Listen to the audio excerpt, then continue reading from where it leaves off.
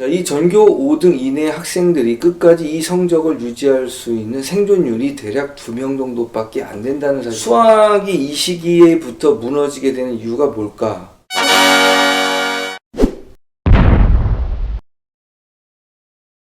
안녕하십니까. 피스톤 수학학원 홍선민 선생님입니다. 자, 일단 서영고와 그 다음에 의대를 교과 전형으로 갈 수 있는 마지노선이 대략 전교 5등 이내라고 말씀을 드렸거든요. 자, 이 전교 5등 이내 학생들이 끝까지 이 성적을 유지할 수 있는 생존율이 대략 2명 정도밖에 안 된다는 사실입니다. 자, 그러면 이렇게 되는 이유가 뭘까요?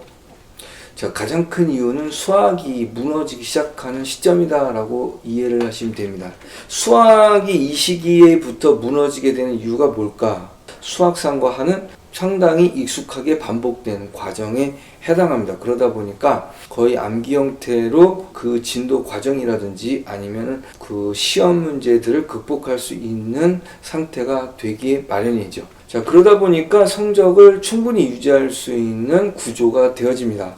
이때 자기한테 있는 그 문제점을 인지하지 못한 채로 그대로 방법을 유지해 나간다는 거죠. 자, 그렇다면 현재 자기는 어떤 상태이기 때문에 이런 문제가 벌어질까?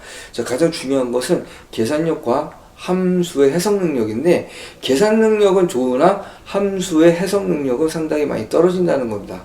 수원에서 시작해서 수투, 기하, 미적 이렇게 대부분의 모든 과정들이 함수의 해석 능력을 상당히 많이 요구합니다. 특히 수투부터 시작되는 극한의 개념에서는 그래프를 해석하는 능력이 절대적이죠. 자, 그러다 보니까 준비가 되지 않은 상태로 진행이 되고요. 그러다 보니까 극한 쪽에 들어갔을 때 아이가 현저하게 무너지는 형태를 보이게 됩니다. 함수의 해석이 안 되는데 그걸 암기로 극복한다는 건 상당히 어렵죠. 그렇기 때문에 수학이 이때부터 붕괴되는 모습을 보이게 됩니다. 그럼 이 시기에 전교 5등 이내의 학생들이 시급하게 해야 될 점이 무엇일까를 좀 생각해보고 그거에 대한 대책, 어떤 방법이 있을까를 좀 고민해 봐야 될 필요가 있을 겁니다. 자, 이 시기에 가장 중요한 것은 문제점을 빨리 파악하는 것입니다. 2학년 올라가는 이 시기에 극상이들이 자기의 문제점을 어떻게 인식하고 파악할 수 있는지 그 방법을 조금 알려드리도록 할게요. 자, 첫 번째는 2차 함수의 근해 분리를 알고 있는지 파악하는 게 중요합니다. 왜냐하면 2차 함수의 근해 분리는 그래프를 해석하는 시금석이에요. 자기가 그래프의 경우의 수를 나누고 그거를 정확하게 판단을 내릴 수 있느냐를 파악할 수 있는 가장 중요한 시금석이 됩니다. 조금 더 나아가서는 근해 분리와 방정식 이론을 병행해서 사용할 수 있는 능력이 되는지를 판단해 보는 것이 가장 중요합니다. 그게 되지 않는다면 일단 문제는 시작된다고 보시면 될 것 같아요. 자, 두 번째는 원방정식과 직선이 갖고 있는 정의, 그리고 여러 가지 수식, 그리고 활용 범위들을 정확하게 숙지하고 있는지를 파악하는 것도 중요합니다.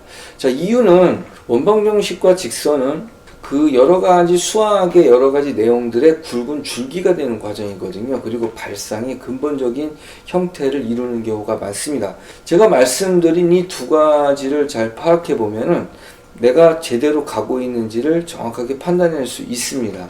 자, 다시 말하면 극상의 길을 끝까지 갈 수 있느냐 아니면 극상의 길이 무너질 수 있느냐에 대한 기로를 정확하게 판단해낼 수 있다는 얘기죠. 자, 그럼 문제 제기를 했으니까 그 문제를 해결해야 되겠죠. 자, 그럼 어떤 식으로 문제를 해결하면 좋을까?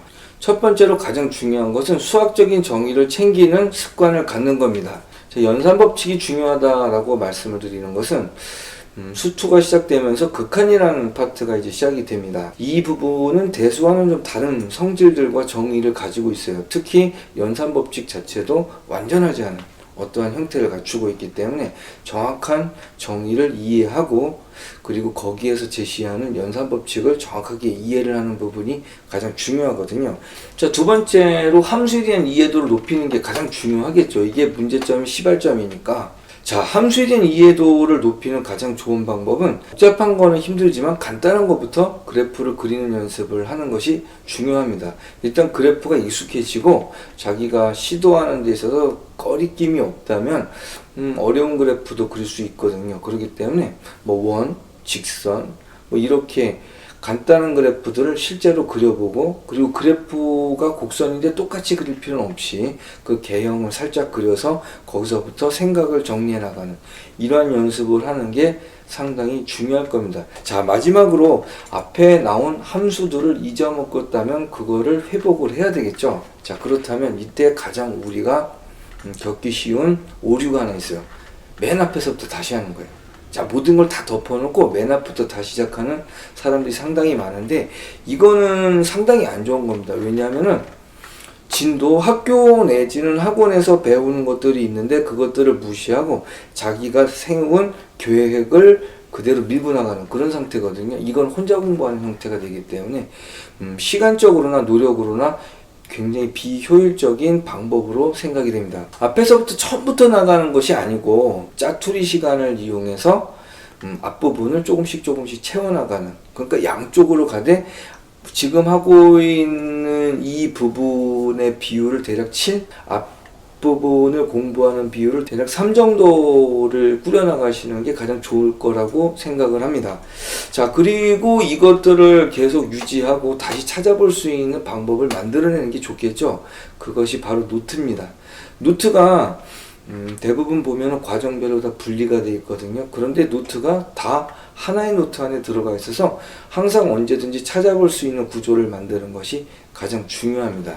자, 교과성적으로 서영고 의대를 갈 수 있는 극상의 길, 상당히 어렵죠. 자, 그렇다면 문제점을 빨리 발견을 해서 수정을 하는 것도 상당히 중요할 겁니다. 물론 잘하고 있는 사람들은 가능성이 좀 더 높아지겠죠. 다음번 이야기에도 지금처럼 각 시기별 그리고 학년별 필요한 부분과 그리고 문제점을 판단하는 방법에 대해서 계속 이야기를 드리도록 하겠습니다. 피스톤 수학학원 홍성민 선생님